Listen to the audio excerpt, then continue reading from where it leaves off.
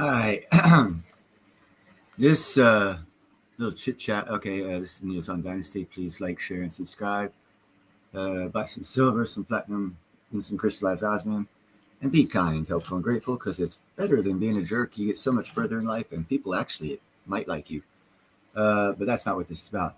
This is a little heads up talk about what the Chinese have tried. And here it is. Let me give them a like. This is Build R. The Chinese digital yuan experiment is failing. Citizens reject state money. Panic grows. And let's see what they have to say. Experiment with the digital yuan is spiraling out of control. Citizens are rejecting it, merchants are ditching it, and the government is panicking. The very currency that was supposed to give Beijing total financial control is being pushed back by the people. And now, a wave of economic distrust is spreading fast. What was once pitched as the future of money is now triggering fear, confusion, and chaos. Why are Chinese citizens suddenly abandoning the digital yuan? Even under government pressure, what unexpected resistance is rising in cities like Shenzhen, Chengdu, and Hangzhou? And how is this digital currency backlash shaking China's financial future? To understand why the digital yuan is unraveling so fast, we have to go back to how this all began and what Beijing hoped to achieve. The rise of the digital yuan. They called it the future of money. Back in 2020, China quietly launched pilot programs for its new central bank digital currency, the ECNY or digital yuan. At first, it felt like just another tech experiment, a new app, a new payment method, another QR code in a country already dominated by mobile payments. But this wasn't just another payment method. By 2022, the digital yuan was rolling out fast, officially expanding across dozens of cities, including Beijing, Shanghai, and Shenzhen. Government workers were told they could receive part of their salaries in ECNY. Public sector students, same thing. Hospitals, train stations, town hall booths all began testing digital yuan infrastructure.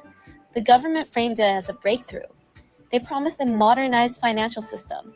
They said it would reduce fraud, limit tax evasion, and help poor communities with financial inclusion. Any of this stuff sound But behind the slick presentations and state media headlines was something else entirely.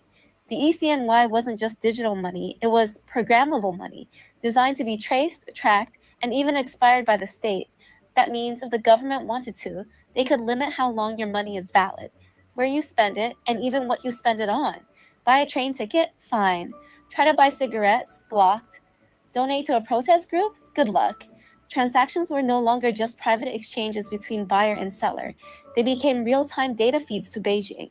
The central bank could see every purchase, every moment, every transaction, instantly, and they weren't hiding it. In fact, officials bragged that ECNY would allow precise financial governance and social stability.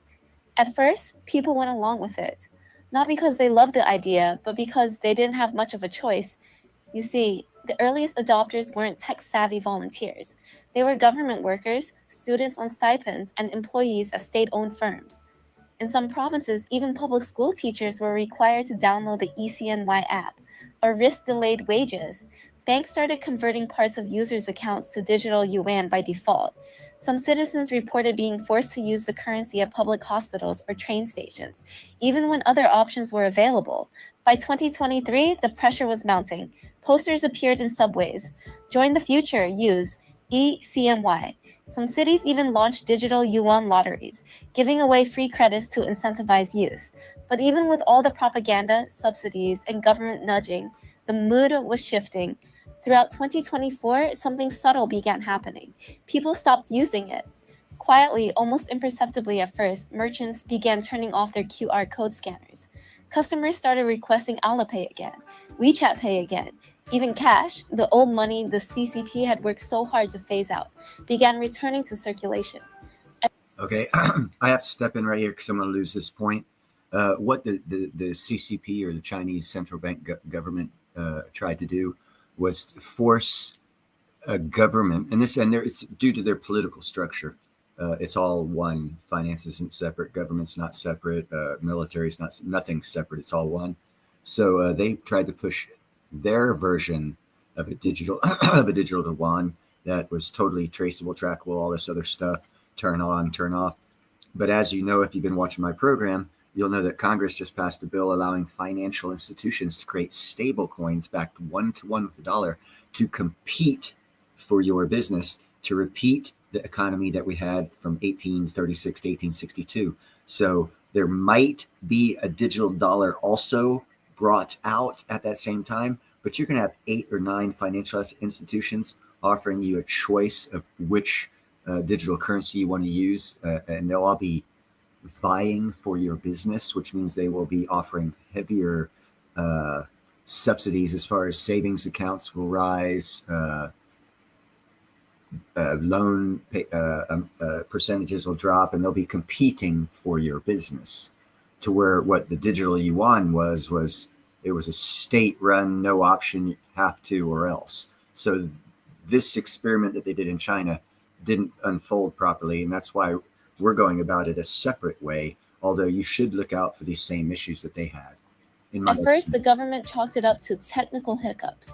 Then they blamed misinformation from foreign outlets. But it wasn't just foreign media. It was Chinese citizens themselves, posting on domestic social platforms, whispering in shops, even protesting at local banks.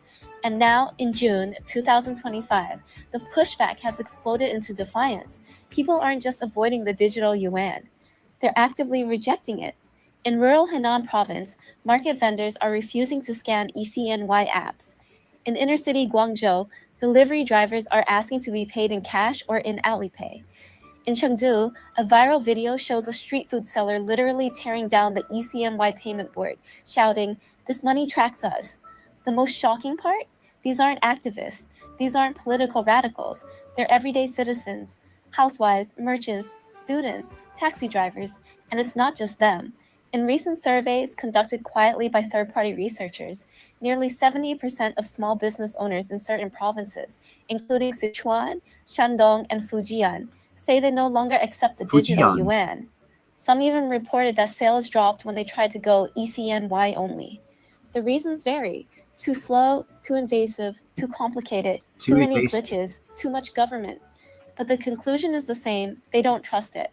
One business owner in Suzhou told an online blog, anonymously of course, "They say it's safe, but if I buy the wrong thing, will I get flagged? Will I be blocked next month? I'd rather just use Alipay like before." And now, the evidence is everywhere. QR code readers are disappearing from shop counters. Cash-only signs are back, not just in back-alley black markets, but in franchises, malls, and pharmacies. People are even trading gift cards and store credit to avoid being tracked by the digital currency system. The entire trust structure, the invisible agreement between citizens and the state, is breaking down. But the real cracks didn't start with merchants. They started when citizens saw what the digital yuan could really do. The surveillance backlash. The digital yuan was never just about convenience. From the beginning, ECNY was built differently. Unlike Alipay or WeChat Pay, or even your regular bank card, the digital yuan wasn't just trackable, it was programmable.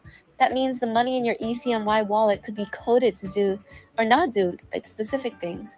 It could expire after a set date, refuse to be spent on certain items, or lock you out entirely if your social or political behavior didn't match state standards. At first, people assumed these were just theoretical powers, technical capabilities that would rarely be used in real life, but that illusion shattered quickly. The first signs came in small waves, quiet but telling.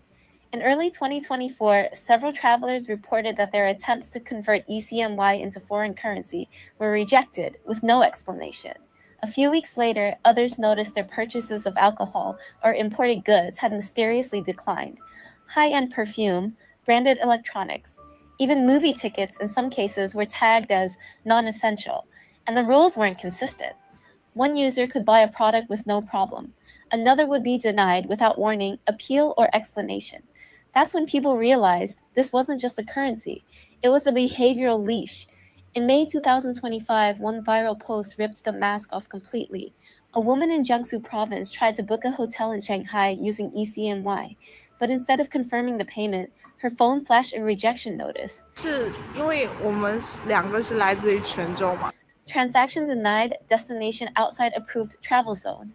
Screenshots of the message spread like wildfire. Within hours, the post had thousands of shares before being pulled by censors. But it was too late. The damage was done. People flooded comment sections with their own stories. Across the country, something snapped. The protests that had once been about property disputes, food prices, or flood relief suddenly pivoted to something bigger. In Hangzhou, crowds marched holding handwritten signs, "Give us back our cash." In Chengdu, a woman shouted through a loudspeaker, "They want to control where we go, what we eat, and who we meet. This is not a wallet, it's a cage." And that term caught fire. Digital cage exploded across Chinese social media platforms, from Weibo to Xiaohongshu. Memes popped up showing a person surrounded by glowing QR codes. Artists sketched handcuffs made of binary code.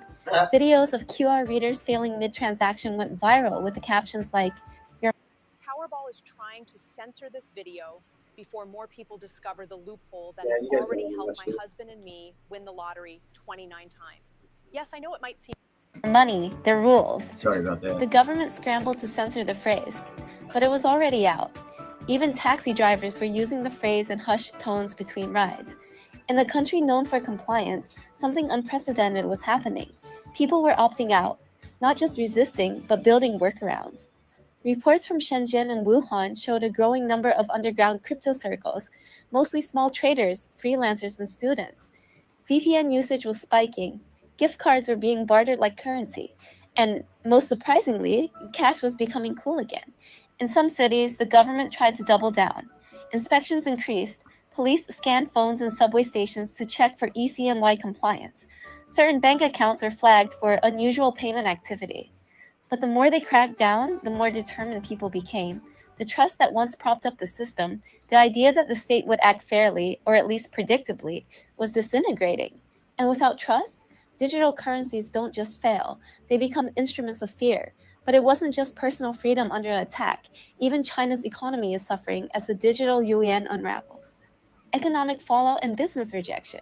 The Chinese government called it modernization, but to small business owners across the country, it felt like a bureaucratic bear trap. Now I got to ask everybody, does that sound like an economic world leader? And you see why I laugh at all these big YouTubers that say China's going to lead the world? They are collapsing before our eyes. And another thing I have to say, I've often wondered, since they've been doing a lot of weird stuff to us, like bringing over chemicals here in California, starting chemical biolabs and all this stuff, and all these spies getting caught, and no one's going to jail or anything like that. And I was wondering, what's America doing? Because I know during the Cold War, we had one heck of a psyops operation going in Eastern Europe, rousing up the people, having the people protest against Russia. And it ended up with the cumulation of the fall of the Berlin Wall during the Reagan administration. So, and part of that psyops we had going was this gentleman named David Hasselhoff, who was the star of Knight Rider, the TV show. Believe it or not, he has several gold albums, and they were all from Eastern Europe when the wall was up, because the CIA was flooding Eastern Europe with his music because it was so American patriotic, and it helped change the psyche of the youth to revolt even more, which sounds like what's happening here. You see, small and medium-sized enterprises, SMEs, live and die by three things: transaction speed, flexibility, and privacy. They can't afford long settlement times. They can't wait for permission to process a refund. And they definitely can't deal with being flagged for suspicious activity just because they're successful that day. But ECNY? It requires full integration with the state banking system. That means every transaction is recorded. Not just who paid, but when, why, how much, and what for. And that data sent directly to local financial authorities every single day. The result? Nightmare fuel for anyone trying to run a business. Take Wang Jiali, a small clothing wholesaler in Wenzhou. Her business booms at the start of each month. Hey, what's up, Bulk Chad? orders from street vendors, restocks from fashion stalls in second-tier cities. In early 2025, her ECNY account was automatically flagged and frozen after receiving more than 80 payments in a single day. That triggered a week-long audit. She couldn't pay her factory supplier. Her delivery sat idle in the warehouse. Her reputation nearly ruined. Her only crime? Doing well, and it gets worse. Many government subsidies, once deposited in bank accounts or issued as preloaded debit cards, are now being delivered exclusively via ECNY. At first, that sounded like a good thing: fast, efficient, easy to verify. But here's the catch. Many retailers won't accept ECNY anymore, not because they're rebellious, but because it simply isn't worth the hassle. The back-end compliance, the auditing risk, the poor customer service, it's driving legitimate businesses to quietly step away. So now, those digital subsidies are practically worthless. People can't spend them. In underground currency exchanges across provinces like Henan, Sichuan, and even urban pockets of Shanghai, the old yuan, paper cash, is now trading at a 5% to 8% premium over its face value. People are selling their ECNY bonuses or state payments for real money on the street at a loss just to buy food, pay rent. Holy, oh my God, that is freaky wild. So right now, the actual physical yuan is worth 8% more than their digital yuan. Or stock their shelves. The irony? China's grand plan to digitize money has created a thriving market for physical bills, a parallel economy fueled by mistrust. Meanwhile, regional banks, especially in second and third tier cities, are sounding the alarm. Transaction volumes. See, and the funny thing about Your this, favorite TV shows are on YouTube. Among SMEs are plummeting. Funny thing about this is America is fixing to boom with a lot of small, single family, single person started businesses that are going to be successful. There's already quite a few that not even counted just yet. I'm going to have one by then or two by the end of the year. And there's going to be a lot of small businesses. So it's going to be real hard to replicate the same thing without lots of changes, which means lack of control of the government, or again, turning a different way and to bring us to a digital economy instead of forcing a money system on us, give us options. And to do that, you can sway off the M2, M3 money supply is supposed to be flowing back to America by having, 7, 8, 9 financial institutions buy tens of billions of dollars so that they can create a stable coin backed 1-to-1 with the dollar. So that way the dollar is kept. So it won't make a scenario like what's in China where their physical bill is worth 5 to 8% more than actual face value. So there's a lot of things to look at when you see these types of reports and start talking about, oh, we're going to get forced into this, that, the other. There is so much to it that'll cause it to fail. And if the American economic system fails, keep your eye on China. Their economic system's fixing to fail. And if you want that for America, okay. But I think they're a use case, and we're seeing what happens, and we're not going to make the same mistakes they're making. Loan repayments are falling behind. Defaults are rising. One banking analyst in Shijiazhuang, speaking anonymously, said, "We're seeing record low merchant activity on ECNY-linked accounts. Business owners are withdrawing, ghosting, or just using other platforms." Technically true, but on the ground, no one believes that anymore, because voluntary doesn't look like being forced to accept your salary in ECNY. It doesn't look like being penalized for switching to Alipay. It doesn't look like stores are refusing your digital wallets because of the paperwork that comes with it. And here lies the deeper problem, the one haunting policymakers in Beijing. This isn't just about currency.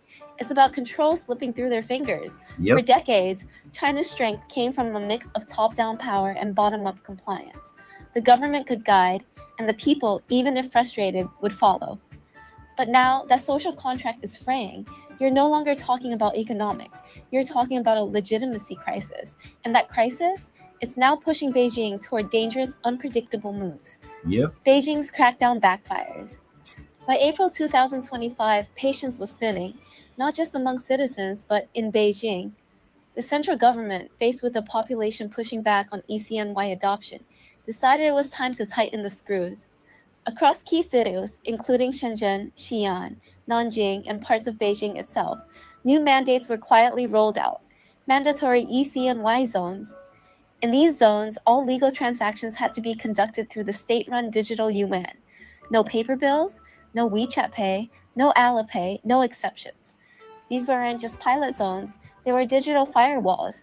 To ensure compliance, local enforcement teams began sweeping through neighborhoods unannounced, what residents called surprise inspections. Restaurants were checked for illegal Kind of sounds very Gestapo-ish, in my opinion. QR codes. Street vendors were told to remove cash signs. Hair salons and bookstores were audited for unreported cash activity. The results were broadcast, unintentionally, across the country. Another clip from Shenzhen caused national outrage. A pensioner hunched over the pharmacy counter pleads with the pharmacist to accept her handful of coins. She needs medication. She has no digital wallet. The pharmacist, clearly distressed, apologizes. Only ECNY allowed. I'm sorry, it's the law. The shock wasn't just emotional, it was practical.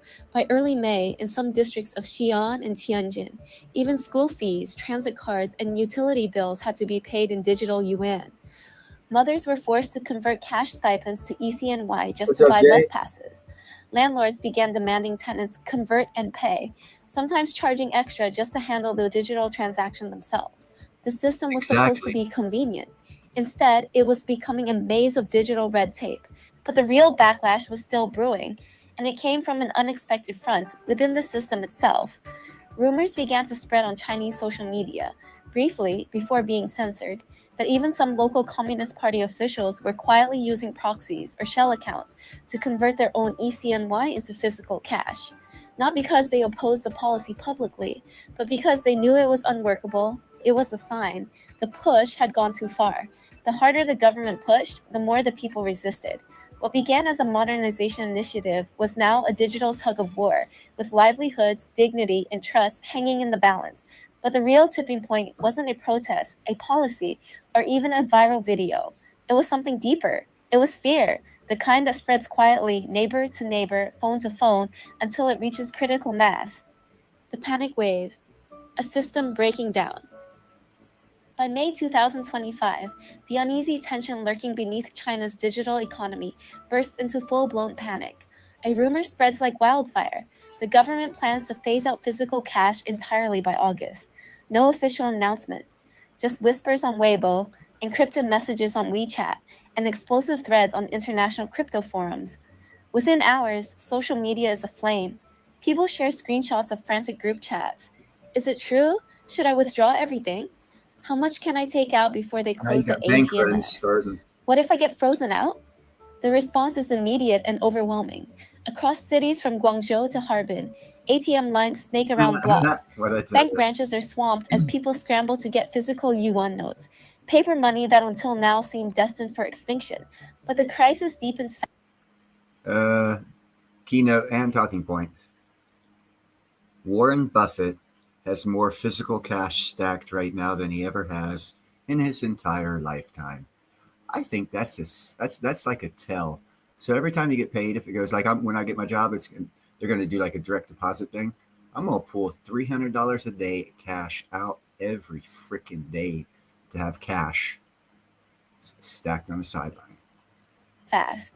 Banks impose withdrawal limits, sometimes as low as 500 yen per day. Officials claim it's to prevent money laundering, but the public reads it as a desperate attempt to stem the flood. As cash disappears from circulation in a matter of days, something remarkable happens. New, unofficial economies begin to emerge. In rural villages near Chengdu, and this right here is why gold wouldn't work unless you want to shave it down, Chad. Because if you have 1 ounce coins and you want to buy 3 loaves of bread, good luck. Residents form cash barter groups. One farmer explains, if you have eggs and I have rice, we swap. No phones, no apps. There Just you go, trust. barter. In urban neighborhoods of Shanghai, cash-only markets reopen, often operating under the radar of authorities. Clothes, food, and electronics are exchanged in tightly knit circles, an analog economy growing faster than the government can control. Despite the chaos, Beijing publicly denies the rumors. State media dismiss the cash phase-out stories as fake news and assure citizens the digital yuan is a voluntary, secure, and innovative payment solution. But the damage is done. No one believes it anymore. Trust in the entire monetary system begins to crumble, not because of inflation or economic downturn, but from an all-consuming fear of surveillance, fear of control, fear of losing freedom in a currency that knows every transaction, every purchase, every cent. The digital yuan, designed to centralize power and tighten state control over money, is now decentralizing the economy in the most chaotic way imaginable. Cash is king once again, but scarce and fiercely protected. Li Yan, a former software engineer in Shenzhen, puts it bluntly. I deleted all my banking apps. I only use paper bills now. I don't care if I look old-fashioned. At least I feel free. Her words echo a growing sentiment across China, a collective retreat into analog simplicity in the face of overwhelming digital control. And now, I the think all that happens consequences are is to get spreading cut out of beyond their China's economy. borders, with ripple effects hitting global markets and international relations in unexpected ways. International fallout and global rejection. As June 2025 unfolds, the ripples of China's digital yuan crisis spread far beyond its borders. Countries that once eyed the ECNY as the future of money now hesitate. India, after quietly monitoring China's rollout for years, abruptly pauses its own central bank digital currency pilot, citing domestic concerns and public sentiment. Brazil's central bank makes headlines, announcing it will take a different approach to digital currency, signaling a retreat from China's tightly controlled model. The global narrative is shifting fast. Hold on. So that's 2 other BRICS nations that are refusing to follow the BRICS leaders. Interesting. What looks like a pioneering financial Oh, by the way, I've often said BRICS is going to fall apart. I just wanted to say it again. revolution now feels like a cautionary tale. Foreign businesses in China are caught in the crossfire. Many report that consumer trust is evaporating. Shoppers hesitate, uncertain whether their payments will go through or if their money will be frozen. Tourists face a growing headache. ECNY-only zones, especially in major cities like Shanghai and Beijing, block anyone without a Chinese bank account from paying. Credit cards and cash are no longer welcome. Imagine a traveler from Europe or the US standing outside a cafe, unable to buy a simple cup of coffee because their foreign card isn't linked to the digital yuan system. Frustration mounts, and word spreads on travel forums warning visitors to prepare cash or risk being stranded. Foreign investors are also rethinking their bets. International firms operating in China grow wary of government overreach in payment systems. Many worry their financial flows might be scrutinized or restricted under the guise of anti-fraud or Now they're touching on something that'll stop this from happening. Once businesses in other countries won't do business with your country because of your money system, I don't care if it's a digital money system. I mean, look at Zimbabwe, okay? It doesn't matter what the system is. Once other countries and companies don't trust it outside, of course, companies outside of your country, you're screwed. security. Some have already started slowing investment plans, delaying expansions, or even withdrawing from sectors where payment uncertainty threatens profit margins. A major American retailer, which recently pulled back on expansion in Beijing, cites Here we payment go. system inconsistencies and unpredictable controls as a critical factor. China's ambition to lead the world in state-backed digital currency is faltering. Rather than exporting influence and innovation, Beijing is exporting fear and uncertainty. Instead of a model for the future, the digital yuan experiment is turning into a digital ghost town, a warning for other countries contemplating similar paths. Bingo. The dream of a cashless, fully traceable, and programmable currency has collided with a reality where citizens reject control and businesses reject instability. Yet, while international eyes turn away, the biggest threat remains inside China itself. It's not an outright rebellion or violent uprising. It's something more subtle, more dangerous, a slow collapse of belief in the system that holds the economy together. There Without you go. trust, money loses its power. Without confidence, the digital yuan risks becoming nothing more than a symbol Faith of and government confidence. overreach. And this erosion of faith threatens to unravel Beijing's entire financial strategy. And inside China, the biggest threat isn't rebellion. It's a silent, slow collapse of belief in the system itself. A system built on control now breaking apart.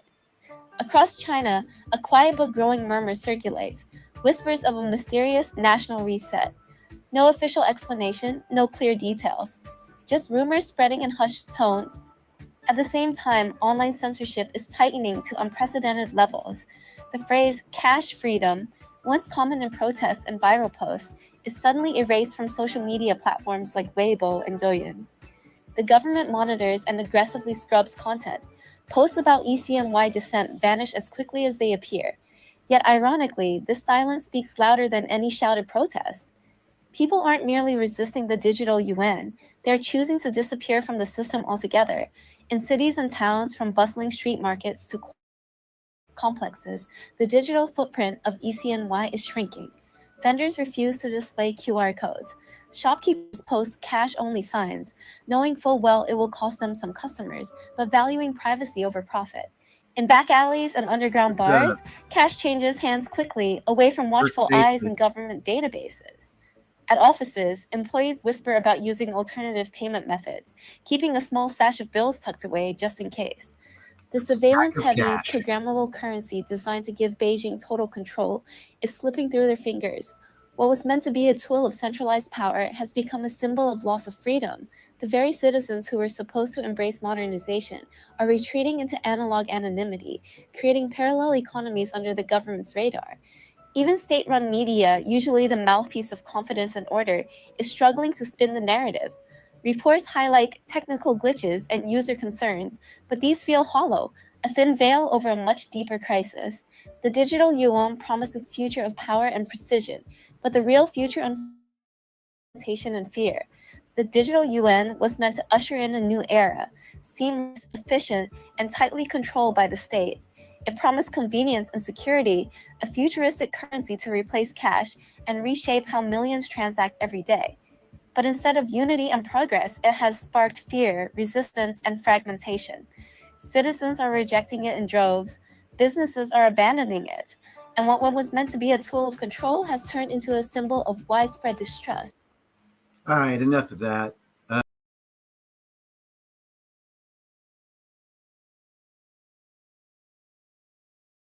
Why didn't they mention anything about they mentioned barter, about people exchanging like technical stuff for food, or this much of your type of food for this much of my type of food, but not a one of them mentioned that they were bartering gold and silver. And that brings us to another interesting point. See, gold and silver is only thought of as barter in Western thinking because it's actually wealth preservation. So that means if you get rid of it in a barter type, you're not using it for what you're saying you're buying it for. So it's all good to stack gold and silver, but it's for wealth preservation. So unless you're willing to part with it for a barter type scenario, you're not buying it for wealth preservation. You're buying it for future barter. And if you're looking at things to barter, okay, there's better things than gold and silver. And that's skills and labor, because you'll never run out of that. And unless you got, and Chad, you might be one that's that I'm not talking to on this one, because I know how much silver you have. So unless you got more silver or as much silver as Chad Wolfenschleisenhausen Bergerdorf, you're not going to be able to live off your stack for your whole life.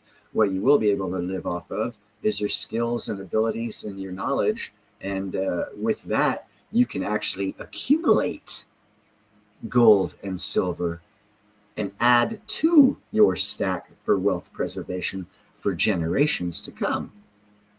And that is the ultimate scary thing for governments, is the wealth preservation for generations, because they don't want you to be generationally rich, but it's your job to be generationally rich.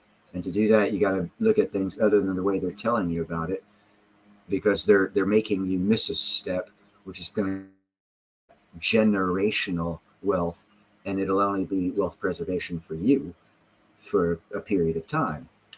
So, and again, as far as ups and downs, everyone's got different scenarios. I'm a big believer in buying silver and platinum. If you can, get it. But I'm also a big believer in stocks and crypto, both, and buying land and houses if the deals are good enough. The foreclosures, oh my God, you could really get a house for half price. Yeah, sure. Oh, it's not exactly where I want to live. Okay, but it's half price. So you can exactly pay half as much for a house where you don't want to live, or you can pay full price plus for a house where you want to live. Full of choices and decisions. Choose wisely, because if you can buy two houses for the price of one, even though you don't want to live in it, live in one, rent one out, or just buy one house you're going to live in, what truly is a smarter move to make? for wealth preservation for generations. Or even if you don't have kids, then you can reverse finance one of them and still live in the other. So there's several scenarios where doing the prudent thing is better than doing the thing. And like I said, here coming up, cash is going to be king and houses are going to be cheap. And that's where a lot of people who are stackers are going to get rid of their stack for real estate. So they're only stackers for a short period of time, not for generations or for wealth. Now, as far as wealth preservation, they'll have gone as far as getting real estate or land for sure. But getting it and keeping it are two totally different things, people. Sheriff sales too. Oh my God, you're in Florida, aren't you? Yeah. Sheriff sales in Florida. Dude, I lived in Florida in pretty much most of the 80s and the last part of the 70s and first part of the 90s. And cocaine was real big back then. And they had just started the confiscation of all your, of all your goods. So like if you got busted dealing, they could take your house, your boat, your cars, your helicopter, and they'd auction them all off to the highest bidder. So during a bad economy, there's going to be fewer people at those auctions. So if you are prepared and positioned and have a stack full of cash, you can go to one of those auctions and maybe pick up a cigar boat for 15,000, and it's worth 60 or 70,000. Hold it, run it for a couple of years, keep it up to speed, and as far as maintenance and whatnot, don't fuck it up. And in 2 or 3 years, what you pay 10, 15,000 for, you can sell for 40 to 50. So don't just stop your wealth with owning gold and silver. Look to increase your wealth. It's a mindset. If you're looking just to stack your wealth to preserve it, you're not looking to increase it, because stacking is not increasing. See, I'm into when I can stack. When I have to, because of finances, I sell it. Then I'm no longer considered a stacker. Well, that's cool. Sure, whatever. I have a different perception. It's for what I use it for, to keep me afloat financially when S hits the fan. And it has done that. When I get back to work, because our contract just got renewed, we got quite a large raise. So the increase in price of silver didn't come close to the raise that I got per hour. So I can just rebuy silver, and it really, as far as inflation increases, it'll be the same as me buying it at $28 when 2 years ago when I was making less money per hour. So yeah, not too concerned about that. And that's only if you want to really break it down like that. If you're going to break it down like that, heck, I'm going back to work, 6-month job, I'll be able to pay for my ladder patent that I got going. Got a chance of selling that. If I get a couple $100,000 off that, that's all free money. So I can buy all the gold, silver, platinum, crystallized osmium I want. Because I took an idea, put it on paper, patented it, and sold it. Wow, that cost me a lot. It's going to cost me a lot to get it patented. It's more trouble getting it patented than it did coming up with the idea. As far as time, I got maybe 8 hours into that patent. So if I get 150, 200, 300, 500,000, a million, whatever, it's inconsequential. It's for the amount of money, time-wise, I have into that idea. And that's just another way you can make money out of nowhere. Come up with a great idea. How do you come up with a great idea? Look around you, see what's not working right. Go to the beach, go to the bar, go to wherever, the mall, and look at all the common problems you see people having. Maybe it could be moms holding kids needing the third hand. Well, come up with a device that hooks up to the belt that she can put her phone to, that faces up to where she can still talk and hold 2 kids' hands.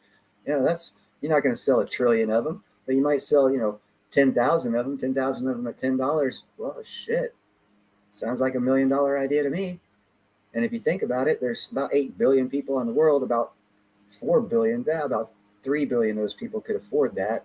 And if there's 3 billion having kids, you probably have, 800,000, 900,000 who also could afford that. So all you got to do is market it correctly, and you got yourself a $1 million idea. It's an idea.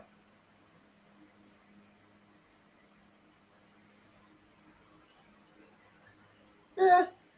Well, again, I have different plans, and this is why I personally don't say buy gold, because there's a lot of, I see things differently. There's a lot about gold, and everyone wants to buy it after it's already been refined, smelted, minted, stamped, ran through 15 people's hands with their profit margin added to it.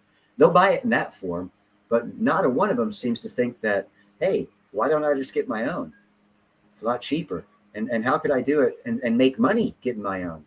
Okay, well, if you start buying land in the right area right now, you could actually get your own gold and probably in a year, maybe come up with your own free ounce and then resell that land if you work it properly for several percentage points of profit margin, to where you've made not only a profit margin of fiat currency, but you also got your little 1 ounce of gold for free. Now, how much is that worth? You make $50,000 on a land transfer because you held it for a year or two, and while you were holding it, you did a little high banking and panning on that land, and you got yourself in a 2-year time period an ounce, maybe 2 ounces. What's up, Pete? You know, and if you do your research real well, you'll probably get a hell of a lot more than that. You can't limit your thinking to, oh, I want here. Oh, I want here. I. Cool. Right on. Eye it down the road, man. I think there's an IOT on the left down there. They're charging $100 a night for bedrooms. You know, the world doesn't care about I. Geology doesn't care about I. You know, so speaking of geology, that's where you find out where gold is sitting above ground. Know the geology of the continent you are on. Take that 2-week vacation. Start out. Go to that area. A buddy of mine. Let me see if I got his. This is so beautiful. Good talking point. Let me get my phone out here. A buddy of mine in Alabama sent me this. Let me get in here to messages. Okay. If you look at this one above you, you will notice Lineville off to the right side, and its location connects with the creeks. I was highlighting in the pics. One road of the creeks crossing Lineville is where an active gold camp is, like summer camp, but also year round. So you can go to camp and prospect. They have gold there, so you can, you know, it's these in other, it's like these. And anyhow, there's this place in Alabama called Gold Camp. You go there, pay. They got several creeks, and he gave me a map. As a matter of fact, I'll just show you guys. Make more sense to you. Let me get rid of this. All right.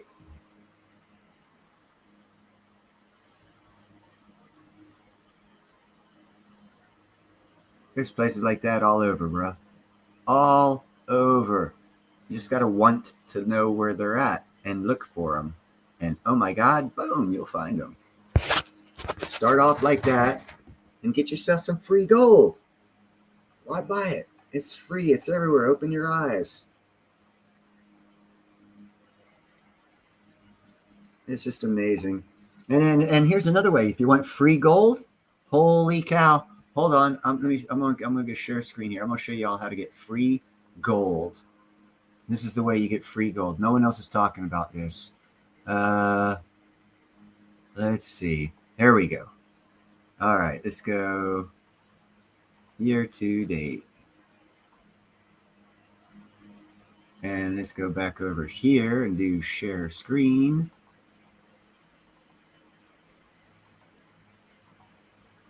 And get you guys up here. All right, this is how you get free gold, people. You see this chart here? This chart here starts in May 10th, 2024. So let's see. Where's May 10th? Okay, there we go. So in 1 year, it went from $4.51 to approximately $24.51. So it gained, oh hell, Who knows? Oh, hey, wait, let's see what this says. Let's see what this is highlighting. It gained 647%. And had you been paying attention to geopolitics or my channel, I started mentioning this stock. When was it? Was it back here? What date is that? December? No, it was before that.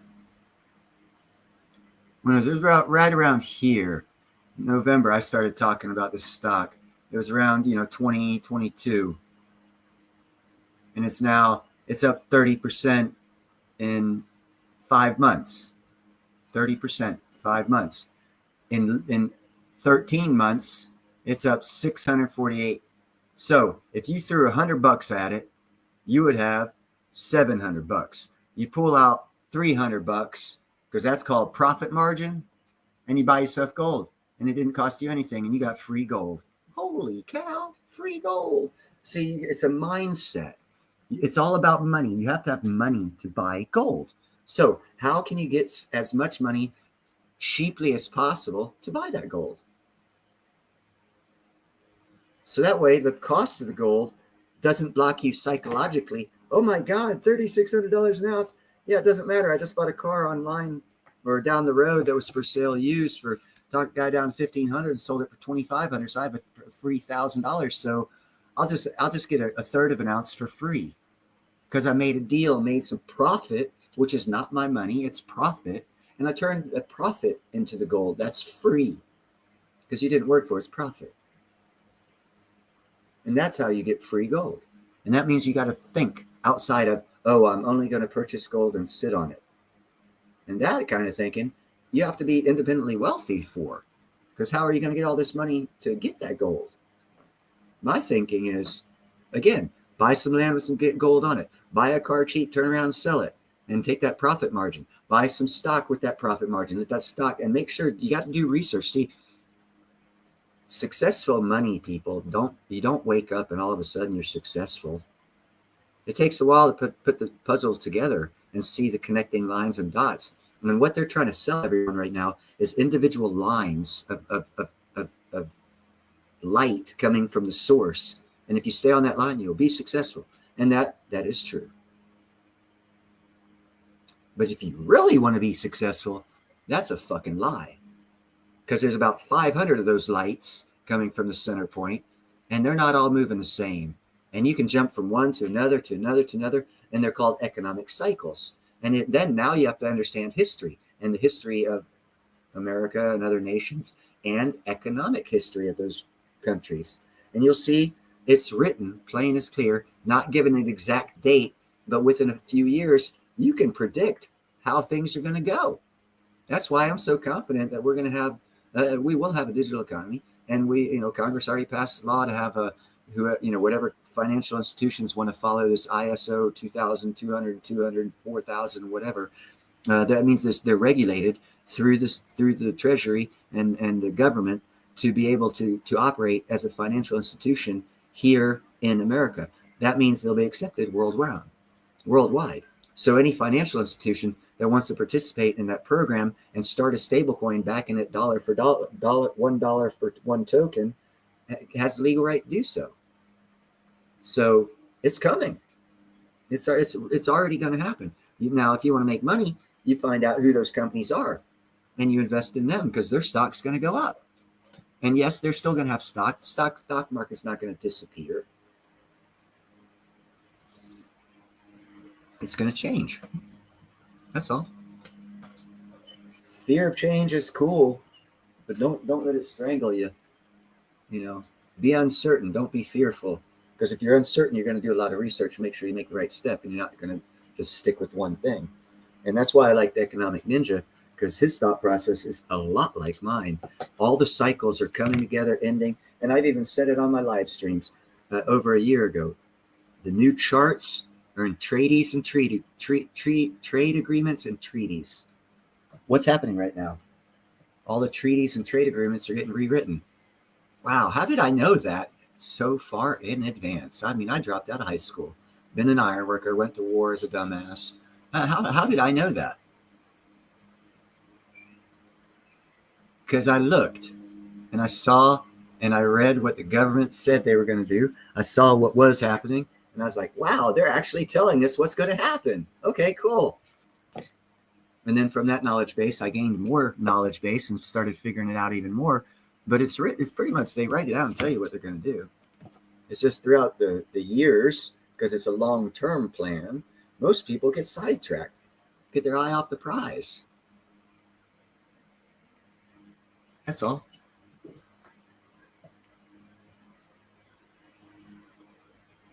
Hey, what's up, Emma Chris Stacker? Sorry about that. Yeah, it might be worthless, and that's why it's good to have it. Because you know what? What do you do on like 100-acre lot of land where you have no trees blocking the sun, or no trees blocking the wind?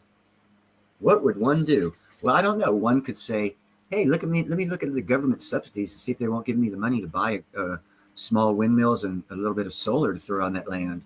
And yeah, they will. They'll actually pay for it. So now with the government subsidy, that worthless land that you got for real cheap because it's worthless is making you an income because you thought outside the box on how to make money on worthless land.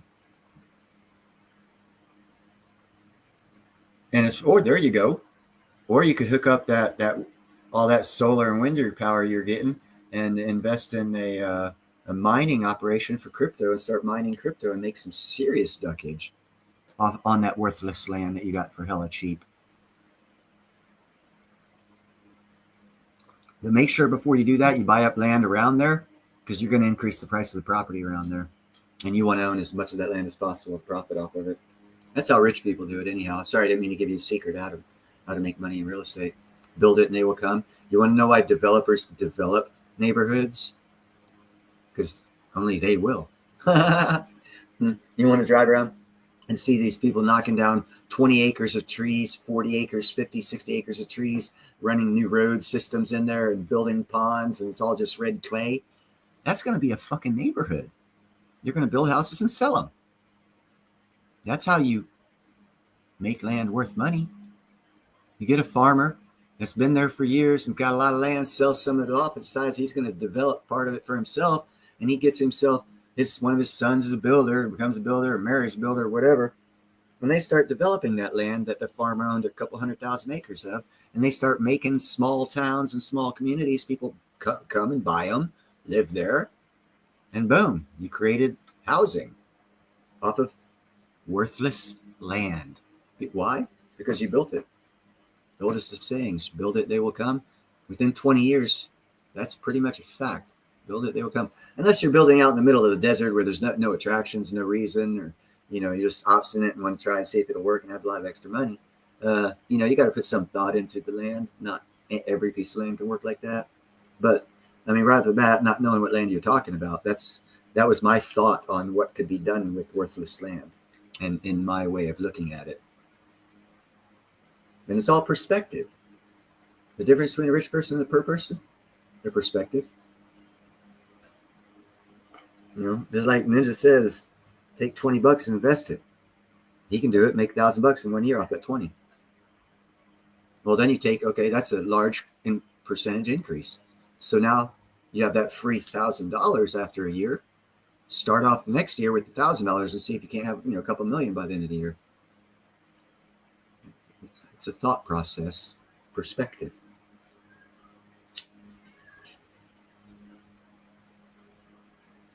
It also helps to have a lot of cats. As you can hear, Chloe in the background meowing her head off. So is there anything anyone wants to talk about? I've been going for almost an hour. And I definitely wanted to show that one digital yuan failure, because that's going to show the collapse of the whole economy of China, which definitely is going to have financial impact for the whole world. So if you position yourself properly, wow, local American and Canadian miners that'll be able to replace, say, if China's rare earth elements business goes out of business because their economy collapses and everyone needs rare earth elements. What do you think that's going to do for every country's mines that mine rare earth elements? There's a thought for you. And I got that just from watching that little 18-minute video, And what other things do they produce that the world's going to need, and where are they made at? Buy into it, because they're going to prosper as soon as China collapses economically. Will it happen tomorrow at 2 a.m.? Hell no, I don't know. Will it happen? Most definitely. Most definitely. You saw the report just like I saw the report. Unless you believe that's a lie, all AI generated, and it's all a lie, and we're living in a matrix on a flat earth with no moon and all this other stuff. The reality is China's collapsing.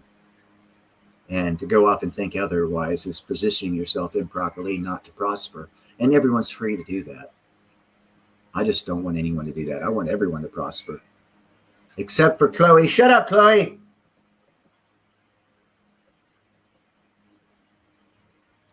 She knew. She shut up. You heard her shut up. She's not meowing now.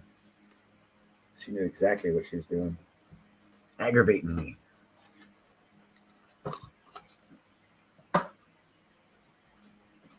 But anyhow, yeah, look to buy land, look to buy houses, even if you don't want to live there. If you can pick up a house somewhere you don't want to live, in a town that's got some industry that will pick back up, and you can get that house for $100,000 and throw $10,000 into it, make it look sweet, and rent it out for $1,000 a month, you're making about $300 to $400 a month profit. That don't sound bad. You don't have to live in it. And yeah, renting sucks. So that's all. How to get past shitty renters? Don't be greedy. Don't take the first one that's offering you money. Vet them. Actually take physical time to find out who the fuck they are, what they are. Make phone calls to previous landlords, previous employers. All the information you put down, just actually check it. And if they don't pass the snuff test, get them out. Don't let them in your place to begin with. Next, you might have a vacant place for 1 or 2 months, but you'll probably get someone in there that'll stay there 3 or 4 years without issue. The difference? The vetting process. Most people don't give a fuck to vet. They just want that money, and if you can prove you can pay the money, you're in. I've seen it so many times out here in California. Oh my God, I've seen that so many times. Landlord just wants the money. They don't care what the person's like. How do you think illegals get housing? Just pay. As long as you pay, you're here. As soon as you don't pay, you're out. They don't give a fuck.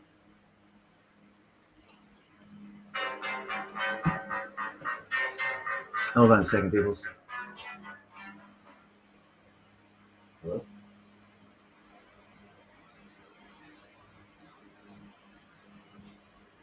God, man, usually my phone alerts me when it's a spam phone caller, but that time it didn't show spam phone caller.